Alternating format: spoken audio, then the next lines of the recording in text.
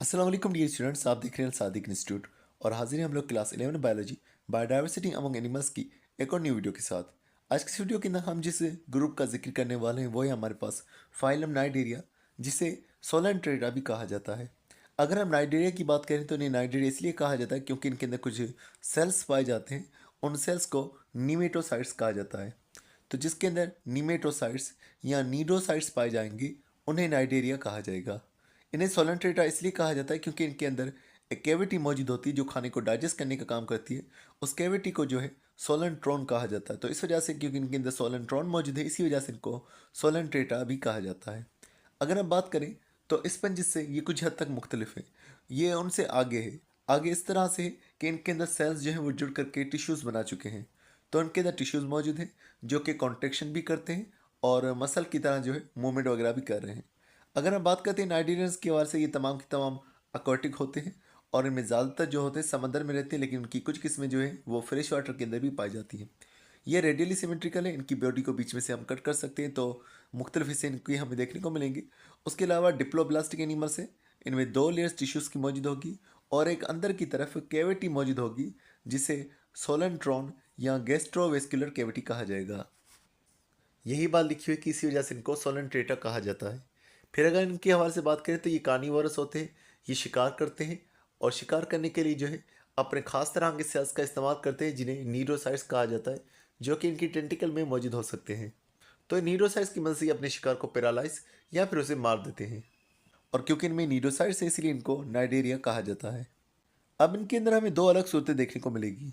एक पॉलिप होगी और एक मेडुसा होगी। पॉलिप के अंदर जो है सिलेंड्रिकल बॉडी होगी और माउथ जो है ऊपर की तरफ मौजूद होगा और टेंटिकल्स भी ऊपर की तरफ मौजूद होंगी। जैसे आपको नज़र आ रहा है यहाँ पर कि ये हमारे पास इनका जो है मौजूद है माउथ वाला एरिया जो कि ऊपर की तरफ मौजूद है, इसी में से टेंटिकल्स जो है वो ऊपर की तरफ आई हुई है। तो ये पॉलिप। और मेडुसा जो होता है वो अम्ब्रेला के शेप का होगा इस तरह से, जिसके अंदर माउथ और टेंटिकल्स जो है वो नीचे की तरफ मौजूद होंगी। यही बात लिखी हुई कि मेडुसा जो है अम्ब्रेला शेप का होगा जिसके माउथ और टेंटिकल्स जो है वो डाउन में मौजूद होगी। अगर हम नाइडेरियंस के हवाले से बात करते हैं इनकी रिप्रोडक्शन के हवाले से, तो इनमें असेक्सुअल रिप्रोडक्शन भी हो सकती है और सेक्सुअल रिप्रोडक्शन भी हो सकती है। अगर असेक्सुअल रिप्रोडक्शन की बात करेंगे तो इनके अंदर बडिंग हो सकती है। इनकी बॉडी जो है उसमें से एक एक्स्ट्रा हिस्सा ग्रो कर सकता है। वो हिस्सा अलग होकर के एक नया जो है नाइडेरिया डेवलप कर देगा। उसके अलावा इनके अंदर रीजनरेशन भी हो सकती है। अगर इनकी बॉडी का कोई पार्ट कट हो गया तो वो दोबारा से ग्रो भी हो सकता है। उसके अलावा इनके अंदर सेक्सुअल रिप्रोडक्शन की बात करेंगे तो पानी के अंदर स्पर्म्स की और एग्स की जो है फ्यूजन होती है। जब एग और स्पर्म्स आपस में जुड़ेंगी तो जो हमारे पास जाइगोट बनेगा, जो फर्टिलाइज्ड एग होगा, वो फिर लार्वा को डेवलप करेगा जो फ्री स्विमिंग लार्वा होगा। फ्री स्विमिंग लार्वा का यहाँ पर मतलब ये होगा कि ये अपनी इस शुरुआती स्टेज के दौरान जो है पानी के अंदर सीलिया की मदद से जो है स्विम भी कर पा रहा होगा और उस दौरान ये फीड भी अपने आप को कर रहा होगा। इस दौरान ये छोटी छोटी चीज़ों पर जो है फीड कर रहा होगा। अब यहाँ पर इनकी तीन एग्जाम्पल्स का जिक्र किया जा रहा है, जबकि है हाइड्रा, उसके अलावा जेलीफिश और सी एनेमोन को भी दिखाया हुआ है। अब मुझे आप बताइएगा कि सी एनेमोन और हाइड्रा जो है इनके अंदर कौन सी स्टेज जो है आपको नज़र आ रही है, क्या ये पॉलिप के अंदर है या मेडुसा के अंदर।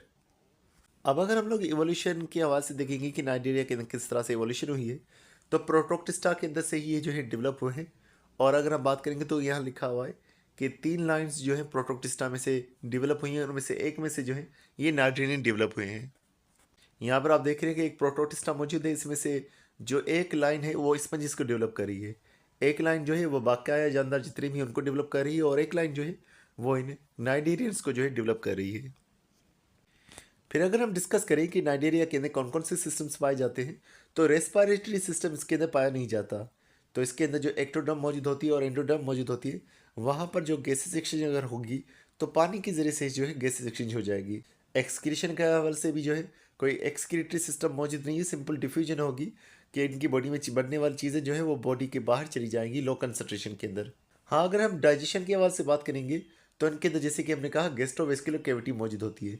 तो गैस्ट्रोवेस्कुलर कैविटी की एक सिंगल ओपनिंग होती है जिसमें चीज़ें दाखिल होती हैं और फिर डाइजेस्ट होकर के बाहर निकल जाती है। तो इंजेशन भी वहाँ से होगी, रिमूवल इजेशन जो है वो भी इसी कैविटी से हो जाएगा।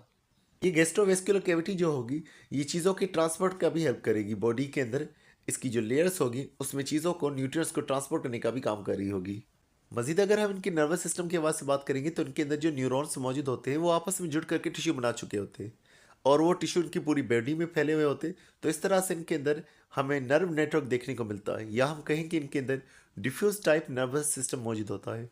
डिफ्यूज टाइप नर्वस सिस्टम का मतलब ये होगा कि इनकी पूरी बॉडी में न्यूरॉन्स मौजूद है और वही हर हिस्से को कंट्रोल करेंगे। मतलब कि इनके अंदर कोई सेंट्रल पार्ट जो है, जो दिमाग की तरह मौजूद हो, वो इनमें नहीं मौजूद होता, जो इनकी बॉडी को कंट्रोल करे। अब यहाँ पर हमारे पास एक्स्ट्रा रीडिंग मटेरियल मौजूद है। यहाँ पर बयान किया जा रहा है कि कुछ नाइडेरियन ऐसे होते हैं जो दुनिया के सबसे लंबे एनिमल्स में शुमार होते हैं, जैसे कि एक नाम लिखा हुआ है प्राया ड्यूबिया, जो कि 40 मीटर तक लंबा हो सकता है। और अगर आपको याद हो कि ब्लू व्हेल जो है वो भी 40 मीटर तक लंबी थी। उसके अलावा अगर हम यहाँ पर बात करें जेलीफिश की हवा से लिखा हुआ है कि वो 95% वाटर से बनी होती है। उसके अलावा कोई ब्रेन वगैरह मौजूद नहीं होता, ना ब्रेन होता है, ना ही इसके अंदर कोई ब्लड वगैरह मौजूद होता है। यहाँ पर लिखा हुआ है कि उसके अंदर नर्वस सिस्टम नहीं होता, हालांकि उसके अंदर डिसेंट्रलाइज नर्वस सिस्टम मौजूद होता है, एक सेंट्रल नर्वस सिस्टम मौजूद नहीं होता। हाँ, इनकी हवा से लिखा हुआ है मजीद कि इनके अंदर 800 से ज़्यादा जो है टेंटिकल्स मौजूद हो सकती हैं और वह शिकार के लिए ये इस्तेमाल करेंगे। अब अगर हम लोग नाइडेरियंस की आवाज़ से बात करें तो यहाँ इनकी इंपॉर्टेंस का जिक्र किया जा रहा है, और इंपॉर्टेंस के अंदर जो है कोरल रीफ्स के बारे में बताया जा रहा है। कोरल रीफ जो होते हैं ये ऐसे पानी में ग्रो कर रहे होते हैं जो कि इतना ज़्यादा गहरा नहीं होता और गर्म पानी होगा। और इसके पास लिखा हुआ है कि कोरल रीफ जो है इसके अंदर कई सारे और जानदार जो है इनके साथ जुड़ करके रहते हैं। कोरल्स की एक किस्म होती है जिसे रेड कोरल कहा जाता है, उसमें से ज्वेलरी के आइटम्स जो होंगे या डेकोरेटिव आइटम्स जो हैं वो भी बनाए जाते हैं। और रेड कोरल्स को जो है मरजान भी कहा जाता है, और इनका इस्तेमाल जो है हकीम मेडिसिन वगैरह को बनाने के लिए भी कर रहे होते हैं। यहाँ पर जो है आप रेड कोरल्स को भी देख सकते हैं। तो ये स्टूडेंट्स आज के बस इतना ही था। उम्मीद करता हूँ ये वीडियो आपको पसंद आया होगी। इंशाल्लाह मिलते हैं नेक्स्ट वीडियो में। तब तक अपना बहुत सारा ख्याल रखिएगा। अस्सलाम वालेकुम।